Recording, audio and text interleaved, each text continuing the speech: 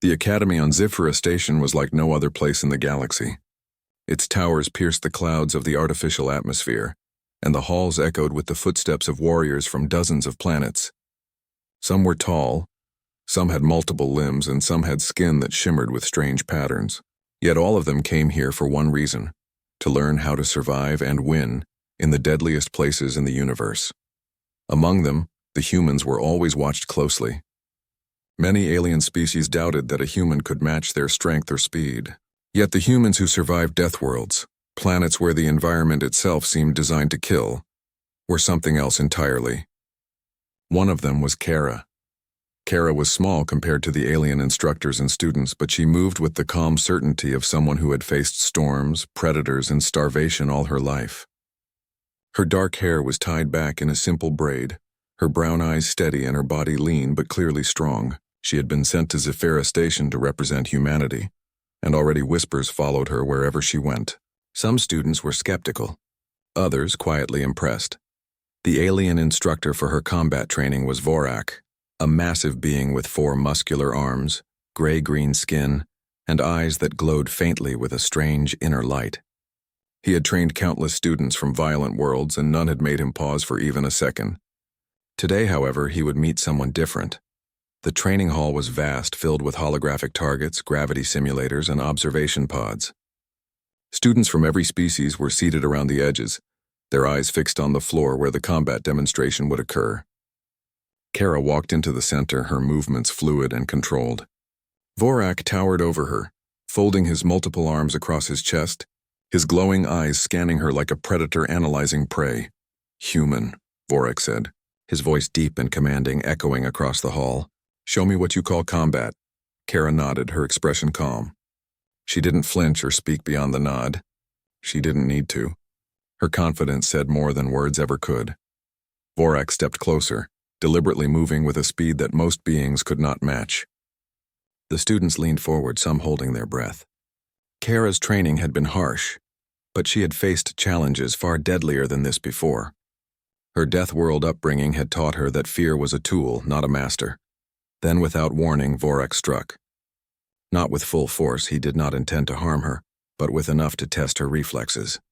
Kara's eyes widened for a split second, but her body moved before her mind even processed the action. She dodged with a grace that seemed almost unnatural. The hall went silent. Vorak's arms tensed. He had hit countless students in his career. None had reacted like this. Kara's calm, precise response was more than skill. It was instinct honed through years of surviving environments that would have killed most alien species in moments. Then something extraordinary happened. Within 30 seconds, Vorak's body betrayed him. His arms, strong and steady just moments ago, began to shake. His glowing eyes flickered and his posture wavered. A low, strange hum came from him, the sound of internal systems, biological or mechanical, struggling. He staggered slightly, then fell to one knee. The students gasped. Even the bravest among them could not believe what they were seeing. Vorak, the seasoned alien instructor, the being who had never been bested, was struggling. Kara stepped forward, her movements calm and deliberate. She touched his shoulder, assessing the problem instinctively. She didn't hesitate, because hesitation in moments like this could be fatal. With a few subtle adjustments of pressure and movement, she helped stabilize him. Vorak's breathing began to normalize, and the flickering in his eyes dimmed slightly. For a moment, silence filled the hall. Then a murmur spread through the audience. "Did you see that?" one alien student whispered. "The human... She didn't even flinch. She stabilized him." Another added, eyes wide. Vorak finally straightened, his forearms folding back across his chest. His glowing eyes now burned steadily, but the expression on his face was unreadable. He was the first to break the silence. "You humans," he began, his voice low, almost hesitant. "Your species. You survive where nothing else can." Kara didn't respond. She only nodded slightly. Words were unnecessary. Her actions had already said enough. After the demonstration, the students were dismissed, but the whispers followed Kara everywhere. Vorak, however, remained seated, watching her. He could not ignore what had happened. He had struck, thinking it would be a minor challenge, and he had been the one overwhelmed. Later, in the dormitories, Kara thought about what had happened. She didn't feel pride, only focus. Survival was not about pride. It was about understanding your limits, pushing past them, and helping others when necessary. She knew that this demonstration had changed something at the academy. The humans were no longer just observers. They were something more, something remarkable. The next morning, the academy announced a new exercise. Students would face simulated Deathworld conditions, a series of challenges designed to push their bodies and minds to the edge. Kara's classmates, many of whom were aliens with natural advantages in strength, speed, or endurance, began to whisper. They didn't speak of fear exactly. They spoke of curiosity, awe, and a growing respect. Vorak approached Kara before the exercise began. His presence was commanding, but there was a new softness in his eyes, an acknowledgement. "Human," he said, "you have shown me something I did not expect. Today's exercises will be more difficult. I will watch you closely." Kara nodded, understanding that this was both a warning and a challenge. She didn't feel intimidated. She had faced Deathworld storms, predatory beasts, and toxic landscapes. A few extra obstacles at the academy would not change who she was. The exercise began. Gravity shifts, energy blasts, and environmental hazards appeared in sequence. Alien students struggled with balance, coordination, or energy management.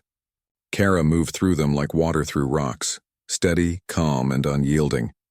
Every jump, every roll, every dodge was precise, a combination of instinct and skill. By the end of the exercise, the observation pods were filled with astonished faces. The alien students whispered among themselves, some questioning their own abilities, others staring at Kara with admiration. Vorak, however, remained silent, watching her closely. He had trained countless beings, but none had shown the combination of resilience, speed, and intelligence that Kara possessed. He realized that humans, especially Deathworlders, had a quality he had never encountered: the ability to adapt to any danger with calm precision. Later, as the students returned to their dorms, Kara stayed behind in the training hall. She examined the simulator, analyzing her movements and the environmental hazards. Even in moments of quiet, she learned. Every human had to learn. Survival was not instinct alone. It was knowledge, strategy, and endurance combined. When Vorak finally left the hall, he did so silently. But his thoughts were loud with a single idea.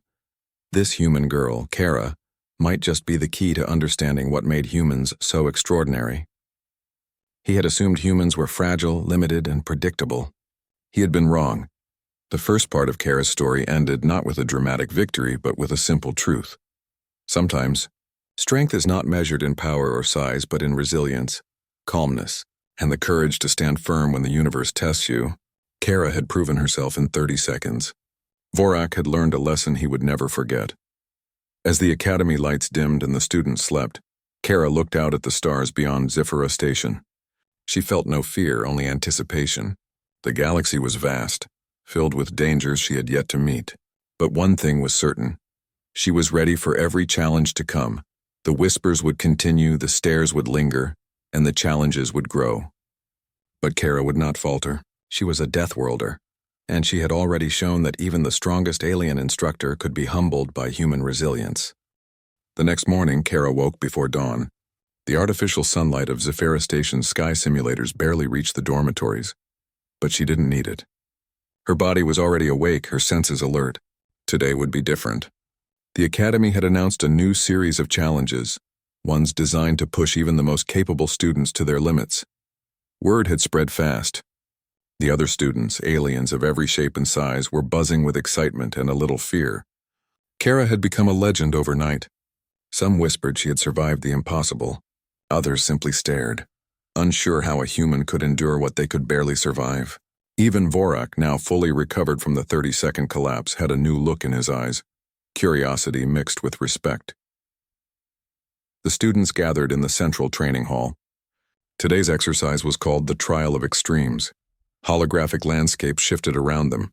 Acid rains, jagged cliffs, shifting gravity fields, and sudden energy surges. Artificial predators, modeled after the deadliest creatures from across the galaxy, prowled the simulated terrain. It was designed to break spirits. For most students, it did, but Kara stood calmly at the starting line. She adjusted her gear and looked around. Aliens with multiple limbs, claws, or wings flexed and prepared. They all assumed their natural advantages would carry them through the trial. Kara assumed nothing. She simply focused. "Begin," Vorak commanded. The moment the signal sounded, chaos erupted. Gravity shifted unpredictably, throwing students off balance. Acid rain hissed against the synthetic armor of the alien students. Predators lunged from hidden corners. Many stumbled or panicked. Kara moved like water through rocks, her steps precise, her balance perfect even in shifting gravity. When a simulated predator lunged at her, she sidestepped and used its momentum to vault over it. She landed lightly, barely making a sound, her breathing steady. The alien students paused to watch, some frozen by disbelief. Vorak's eyes followed her constantly. Every movement she made was precise and efficient. She did not just survive. She adapted instantly, using her environment to her advantage. Her Deathworld upbringing, years of running, climbing, and fighting to survive in planets where every second could be fatal, showed clearly in her actions. Minutes turned into an hour. Many students had already failed the trial. Exhaustion, fear, and the overwhelming challenges had claimed them. But Kara pressed on, her body moving with the perfect rhythm of experience and instinct. When an energy blast from the simulation struck near her, she dove, rolled, and came up in a crouch without losing a step. Then came the final obstacle, a massive chasm filled with shifting energy currents, dangerous to any being not carefully attuned to its rhythm. Vorak observed silently, not interfering. Many aliens hesitated, unsure how to cross. Some leaped recklessly, only to be thrown back by the unstable currents. Kara studied the currents for a moment. Then she sprinted, timed her jumps perfectly, and crossed the chasm with a single fluid motion. Silence fell. Even the instructors were amazed. A human had crossed what had stopped dozens of aliens in training. Vorak stepped forward, his glowing eyes fixed on her. He could not hide the respect in his gaze. "You adapt too quickly," he said, his voice low, almost a growl. "No alien I have trained has ever moved like this." "You are extraordinary," Kara only nodded. She had no need for words. Her actions spoke for her, but the trial was not over. As Kara moved to the next section, a sudden alarm sounded. The simulation systems had malfunctioned. Predators that were supposed to be holograms now had real, physical form. Biological specimens brought in for extreme survival training. Energy barriers flickered. Gravity fields became unstable. The trial had become real, dangerous. Panic spread among the students. Some tried to run, others froze. Kara's instincts took over. She scanned the environment, calculating risks, paths, and possible strategies.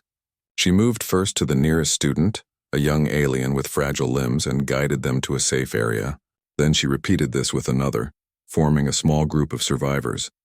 Vorak tried to intervene, but a sudden energy pulse struck near him, throwing him off balance. Kara didn't hesitate. She sprinted to his side, her strength and agility keeping her steady. Using a combination of pushes, grabs, and quick maneuvers, she helped stabilize him. Vorak, who had taught countless warriors and trained many species, had never seen this kind of resilience in anyone. Together, they moved toward the central control hub to shut down the malfunctioning systems. The path was dangerous, filled with unstable energy fields and predators.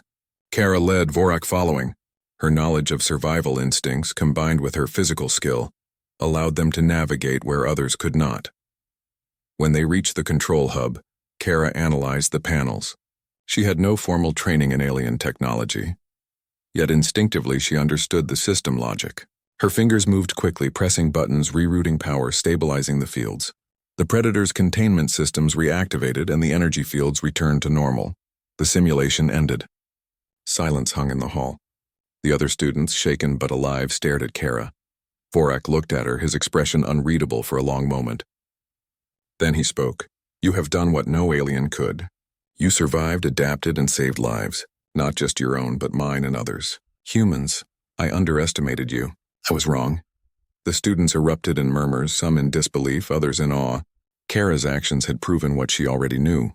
Humans, especially those from Deathworlds, were capable of incredible endurance, intelligence, and adaptability. In the days that followed, Vorak began personally training Kara. He had expected to break her spirit, to push her beyond limits he thought impossible. But every lesson revealed more about human resilience. She did not just learn, she analyzed, adapted, and even improved his training methods.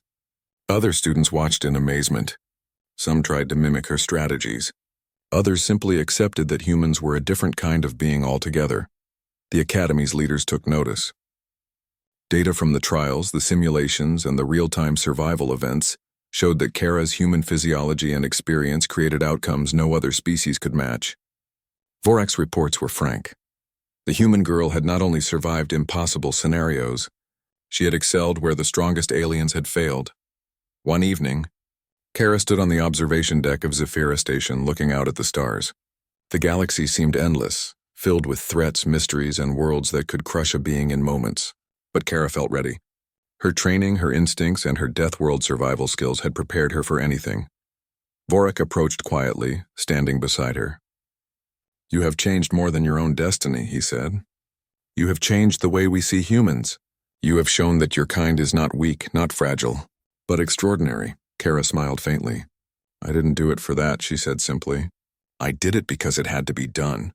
Survival is not about pride. It's about making it through and helping others do the same." Vorak nodded. "And in doing so, you have taught us all a lesson. The galaxy will remember this day. The humans will no longer be underestimated."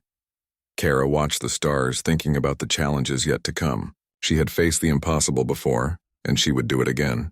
The Academy, the galaxy, and every alien who doubted her had learned one truth. Humans from Deathworlds were not only survivors, they were extraordinary warriors. That night, as Sci-Fi Station quieted and the stars gleamed beyond the observation deck, Kara felt a sense of calm satisfaction. She had survived, proven her worth, and more importantly, inspired respect. For the first time, humans were seen as equals, sometimes even superior in ways no one had imagined. The galaxy was vast, full of dangers, but Kara was ready. She was human. She was a Deathworlder, and she had already proven that even the strongest aliens could be humbled by resilience, intelligence, and courage. The story of Kara, the Deathworld girl who challenged an alien instructor and survived the impossible, was just beginning. The galaxy had taken notice, and for the first time, humanity was no longer underestimated.